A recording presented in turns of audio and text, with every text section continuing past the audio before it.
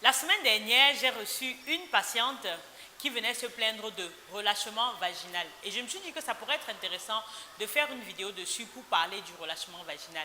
La plainte de cette patiente était que ça faisait longtemps qu'elle avait accouché et depuis là, elle n'avait plus eu de relation sérieuse qui était allée jusqu'à l'aboutissement de mariage.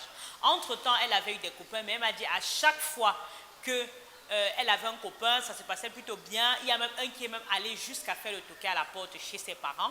Et quand il a couché avec elle, du jour au lendemain, il est entré au quartier, comme on dit. Donc, le gars l'a quitté.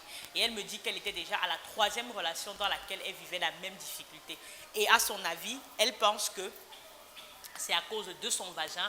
Elle pense que son vagin est relâché et donc n'arrive plus à procurer du plaisir, non seulement à elle-même, parce qu'elle me décrit ne plus avoir des sensations, mais aussi à son partenaire. Donc, dans cette vidéo, donc, je vais te partager c'est quoi le relâchement vaginal ou alors ce qu'on appelle en termes médicaux la laxité du vagin. Surtout, quelles sont les causes de ce relâchement vaginal-là.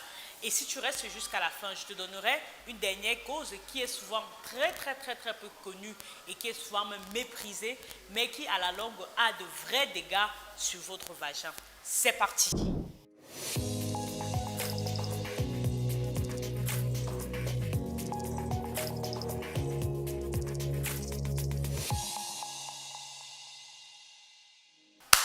Hello, hello! Bienvenue à toi sur ma chaîne YouTube S'expliquer by Linda Taku. Je suis Linda Taku, sexologue et sage-femme. Mon ambition ici est de t'accompagner à trouver ou à retrouver une sexualité épanouie, toujours dans le respect de ce que sont tes limites, mais aussi dans le respect de ce que ton corps et le corps de ton partenaire aiment. Si les sujets de sexualité, de parentalité et de naissance t'intéressent, tu es au bon endroit parce que ces sujets sont trop souvent tabous dans notre société. Pourtant, on a besoin de mettre les mots dessus pour pouvoir traiter les nombreux mots qui entourent ces questions-là. Et si bien sûr tu es nouveau ou nouvelle dans cette chaîne, je t'invite à faire tes deux premiers pas. Va dans la barre de description et clique sur la cloche notification pour t'abonner à la chaîne et être tenu informé de nos nombreuses vidéos qui paraissent chaque semaine. Et ensuite, va télécharger gratuitement le petit e-book que j'ai écrit et que je t'offre qui s'intitule 5 clés pour entretenir le désir avec ardeur. Dans ce e-book qui se lit très rapidement, tu trouveras les outils et les clés pour toi aussi savoir entretenir la flamme du désir dans ta relation.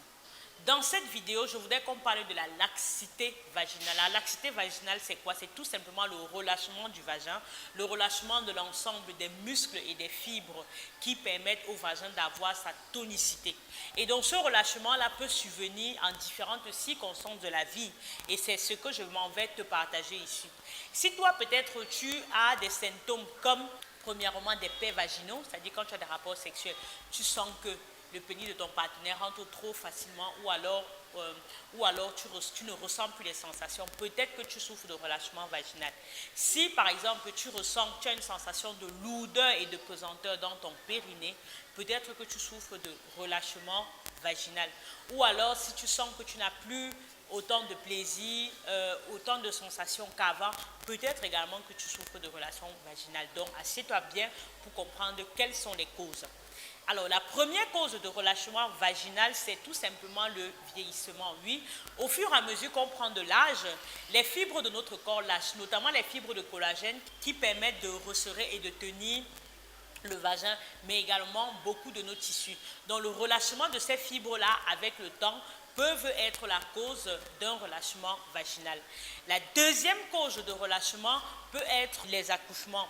Oui, quand les femmes accouchent par voie basse, et qu'elles font des efforts expulsifs, surtout si le bébé a été très gros, surtout si l'accouchement a été laborieux, surtout si elles ont en plus eu des actes invasifs comme par exemple des épisiotomies, des forceps, et que leur vagin a trop été stiré, a trop été sollicité, ça peut causer par la suite un relâchement du vagin.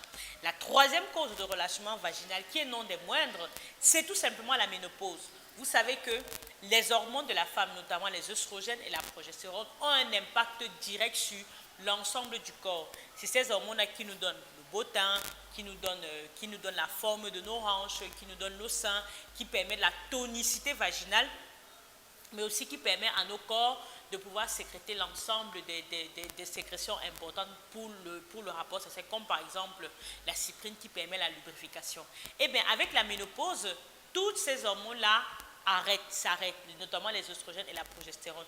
Et donc, quand ça s'arrête, le corps il devient moins toné, il devient plus flasque. Et c'est ça qui peut également être à l'origine d'un relâchement vaginal.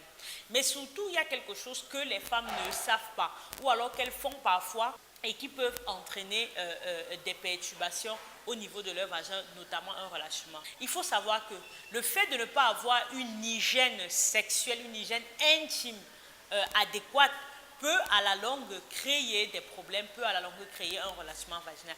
Quand vous utilisez des produits inappropriés pour laver votre vagin, parce que j'entends et quand je vois ce que les gens utilisent entre les citrons, l'ail, le gingembre et toutes ces choses qui ne sont pas du tout appropriées pour leur vagin, au fur et à mesure que le temps passe, vous êtes en train non seulement de fragiliser votre flore vaginale, mais vous êtes également en train de fragiliser les muscles de votre périnée.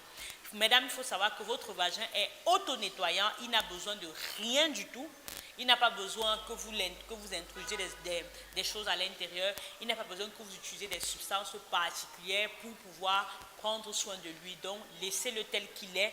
En dehors d'une intervention, n'introduisez pas des choses dans votre vagin. Ne faites pas des actes invasifs à votre vagin au nom de l'hygiène ou alors au nom de je ne sais trop quoi. Donc le fait d'entretenir régulièrement et convenablement son hygiène sexuelle va également contribuer à ne pas tomber dans le relâchement vaginal. Voilà ce que je voulais te partager dans cette vidéo. Si cette vidéo t'a plu, je t'invite à la liker, à la partager. Sûrement, tu pourrais bien aider une femme qui souffre des mêmes difficultés et qui aurait bien besoin de comprendre et de savoir comment faire.